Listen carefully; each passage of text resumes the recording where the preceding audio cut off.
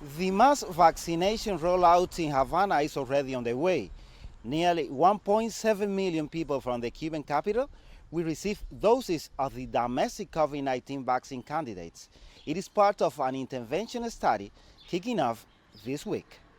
In Havana, residents of the coastal town of Guanabo are eager to receive the first dose of Agdala COVID-19 vaccine candidate, as partial lockdown measures remain in effect and the beaches are still closed to the public. Habana del Este es uno de los municipios de más riesgo por su extensión y bueno, son de los municipios que comienza la vacunación. Acá se ha ido organizando por consejos populares, están por cada circunscripción y por cada consultorio médico.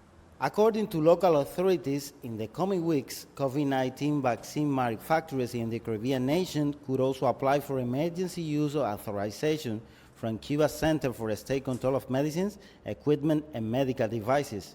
Todo el que quiera vacunarse y el que pueda vacunarse, que lo haga, porque eso no es para nada malo, es un beneficio. Yo ahora mismo estoy ayudando a todos a recoger las informaciones de todos los que se van a vacunar. Amid the intensification of the U.S. embargo against the island, Cuba is now working on the development of 5 experimental coronavirus vaccines, namely Soberana 01, Soberana 02, Soberana Plus, Mambisa and Agdala.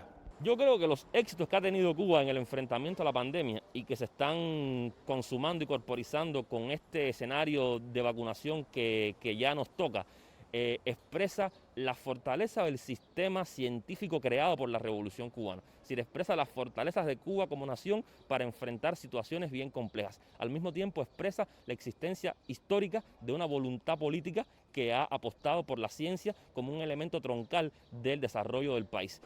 The Cuban biotech industry has exported vaccines to more than 40 countries. Local authorities in the Caribbean nation expect to immunize the country's entire population with domestically manufactured COVID-19 vaccines by the end of the year.